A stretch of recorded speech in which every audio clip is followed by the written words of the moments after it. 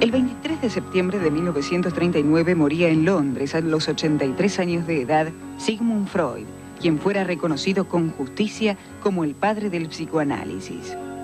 Freud había nacido en 1856 en Freiberg, una pequeña aldea perteneciente al Imperio Austrohúngaro, y desde mucho antes de graduarse como médico vivía obsesionado con investigar la fisiología del sistema nervioso.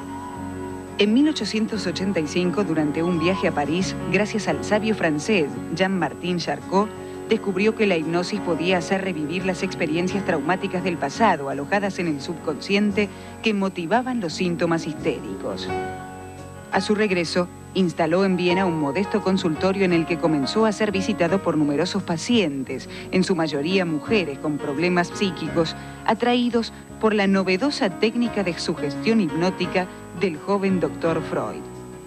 Sus métodos y teorías sobre la histeria no eran aceptadas por la comunidad científica de la época. Pese al rechazo, Freud continuó trabajando febrilmente sobre sus investigaciones.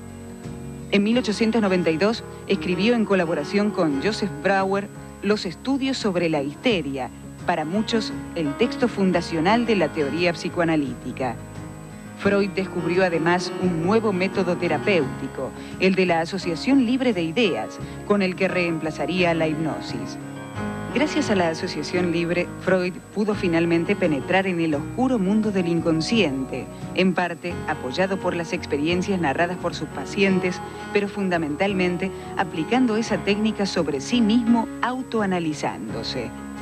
Esta técnica le hizo comprender el origen sexual de los síntomas histéricos y avanzar en el estudio de la neurosis.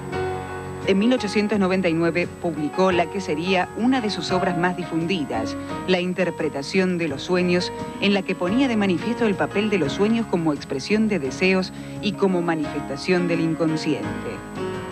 Poco a poco, Freud fue forzando las resistencias sociales y en 1902 consiguió que se le nombrara profesor adjunto de la Universidad de Viena.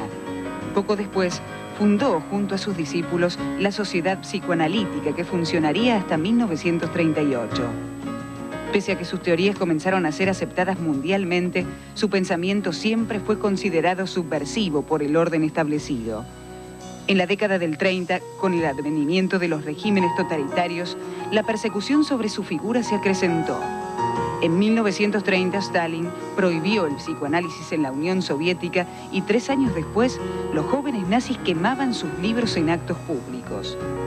En 1938, las tropas alemanas anexaron Austria a su territorio y Sigmund Freud, de origen judío, debió huir a Londres. Durante algo más de un año, el cáncer de mandíbula que padecía desde 15 años atrás le permitió seguir trabajando en su exilio londinense hasta que llegó la muerte. Se iba así el padre del psicoanálisis, el hombre que revolucionó la ciencia y desnudó la mente humana con el solo argumento de su intelecto, pero que soportó, como tantas otras personalidades de su tiempo, la persecución de aquellos que solo se movían guiados por la intolerancia y la sinrazón. Curiosamente, uno de sus enemigos ideológicos, Benito Mussolini, aceptaba en secreto que su sobrina predilecta había sido tratada y curada por Sigmund Freud en su consultorio de Viena.